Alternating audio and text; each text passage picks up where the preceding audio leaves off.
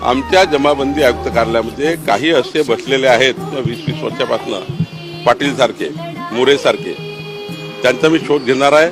कुठेही फरार असेल आम्ही त्याला निलंबित तर केलंच आहे, उद्या मी बळतरफही करील पुढच्या वेळी.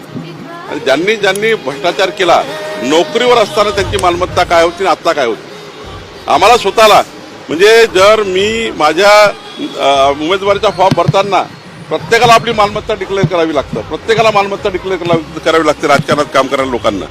तर मग त्या ठिकाणी जे प्रशासकीय अधिकारी आहेत त्यांनी सुद्धा या पद्धतीचे पाटील, ज्यांनी एक छोट्या पदावर राहूनही अनेक मालमत्ता, पुण्यामध्ये मालमत्ता, सोलापूरमध्ये मालमत्ता मिळाल्या आहे, या सर्वांना आम्ही शोधून काढणार आहे.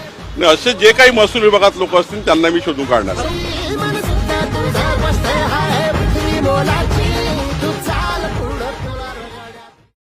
मुख्यमंत्री देवेंद्र फडणवीस हे काल 11 मे रोजी सिंधुदुर्ग जिल्हा दौऱ्यावर आले होते.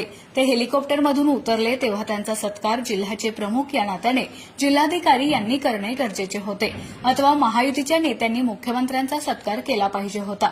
मात्र सिंधुदुर्ग जिल्ह्याच्या इतिहासात पहिल्यांदाच जामिनावर बाहेर असलेल्या 2 लाचखोर तलाठ्यांनी मुख्यमंत्री देवेंद्र फडणवीस यांचा सत्कार केलाय.